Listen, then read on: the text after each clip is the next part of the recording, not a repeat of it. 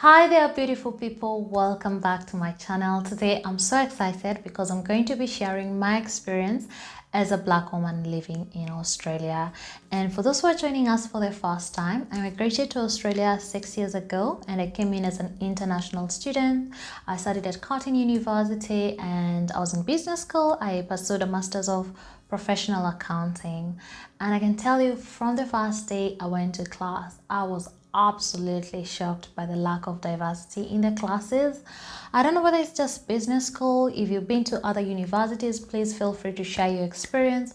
However, 90% or more of my classmates were from China. They were Chinese.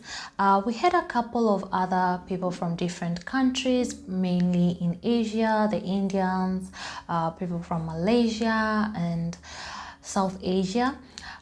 And I was the only black woman or black person in the class, and it was a bit scary to see that there were not much white people either. So they had a couple of students from Europe, but I think there's only one Australian in my class. And also throughout the uni, I didn't see as much Australian people. I don't know why, but probably it was just the uni that I went to, which is Curtin. But I've also spoken to other of my friends who are at ECU and UW, is that there are not as many Australians. So most of the Australians tend to go to the technical schools just to pursue their career right on after high school. The other thing I also noticed is that it was really hard to make friends, especially personally for me, because when I came, I was living in a 6-bedroom house. It was meant to be a shared accommodation, but for some reason the landlady will not find people to live there. So I was in this 6-bedroom house. It's 2-story, all by myself for a good 3 months, and she could barely find anyone. At uni, it was really hard to also make friends because, as I've told you, 90% of my classmates were Chinese, and Chinese like to stay in their groups. It's really hard to penetrate through.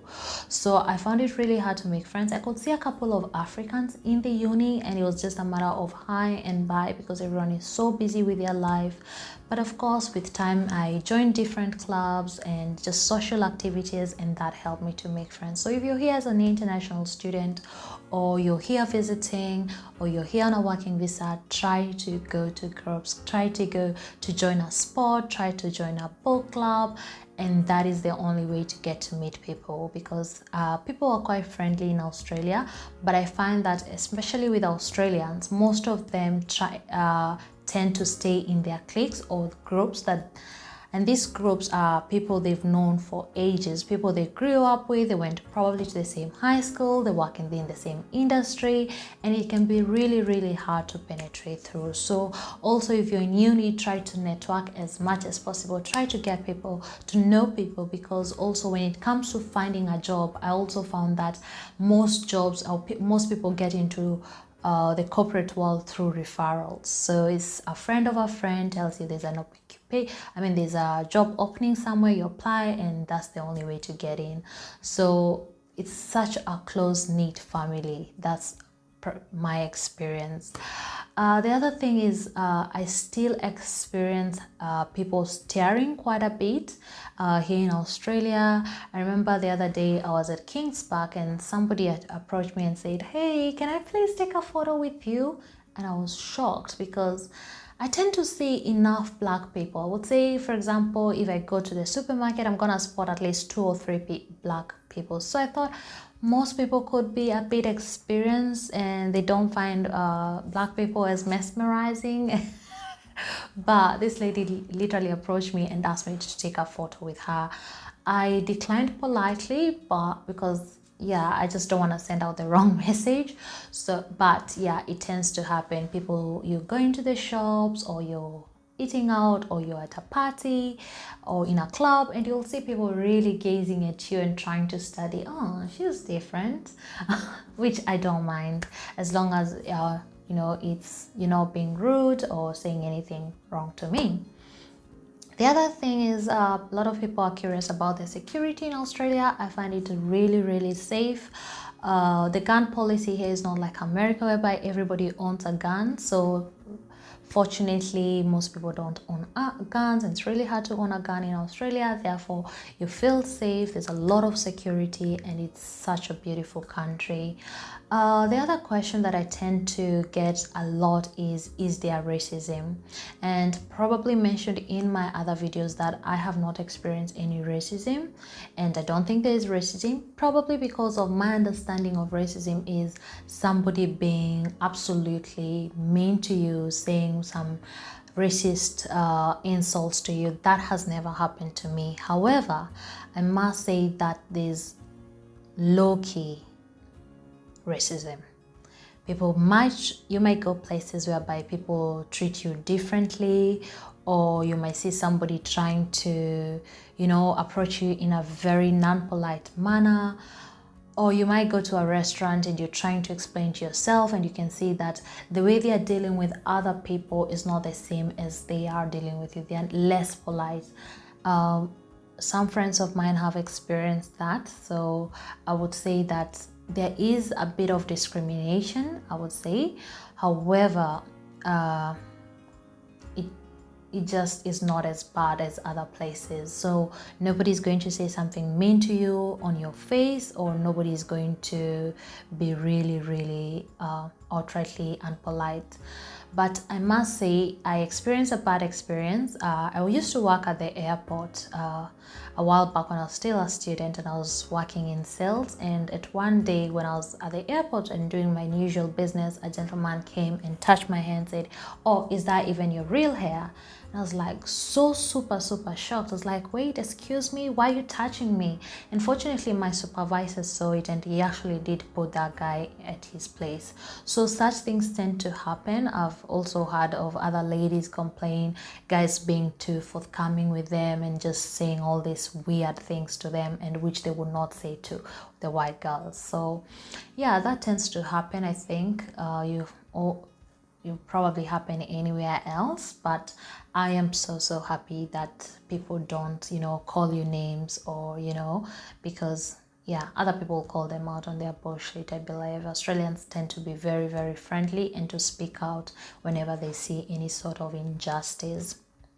The other challenge that I face as a Black woman is getting beauty products. Oh my God. You can, in Australia, especially in Perth, I don't know whether because Perth is small and it's kind of in the village, but I just never find beauty products in the chemist. So you'll see they're catering for all the other skin tones other than the Black girls. So, and it was so hard to find affordable makeup initially. So fortunately now there are other stores like Mecca and MAC that you can actually get foundation and other makeup. However, it's still not as, we still don't have as much representation in the beauty stores, because I remember the other day I went to the store and I wanted to have my foundation matched, and there was absolutely no person in the store who had any experience working with black skin.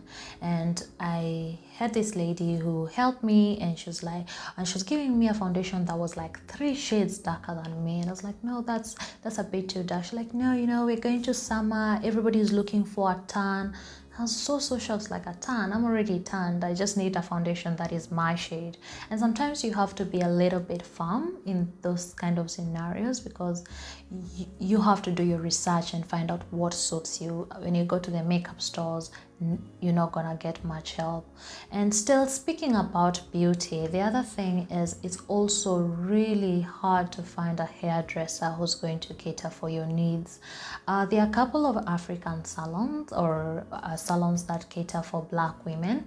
However, they are very far way apart. I know there's one in Carousel, and there's just a couple. However, they're not as many, and you end up queuing up to get your hair done. You have to book an appointment really early. It's not like America, whereby there's so many people who cater for black women with black hair. So fortunately, I've ended up finding a really nice salon. It's in Perth, it's in the city on Queen Street. It's called Cotton and Coils. Shout out to you, Nelly. She's really amazing. If you're a black woman and you're struggling to find a hairdresser, please check on Cotton and Coils.